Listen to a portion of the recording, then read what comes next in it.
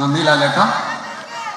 V D സതീശന് നൽകുന്ന സ്വീകരണ യോഗത്തിൽ മോഹൻലാൽ പങ്കെടുത്ത് സംസാരിക്കുകയായിരുന്നു. ഇതുവരെ 3 പ്രധാനപ്പെട്ട ആവശ്യങ്ങൾ മുഖ്യമന്ത്രിക്ക് മുന്നിലേക്ക് വെക്കുന്നു എന്ന് പ്രസംഗത്തിനിടെ മോഹൻലാൽ സൂചിപ്പിച്ചു.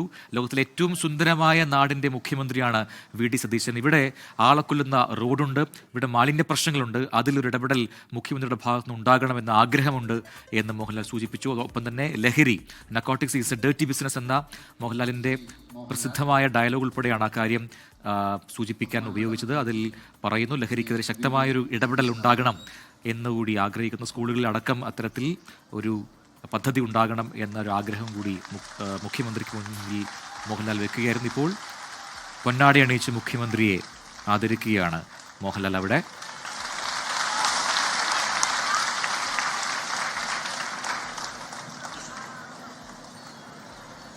ഒപ്പം നേരത്തെ സംസാരിച്ചത് ശ്രീകുമാരൻ തമ്പിയായിരുന്നു. ഒപ്പം നടൻ സലീം കുമാറും ആ ചടങ്ങിൽ പങ്കെടുക്കുന്നുണ്ട്.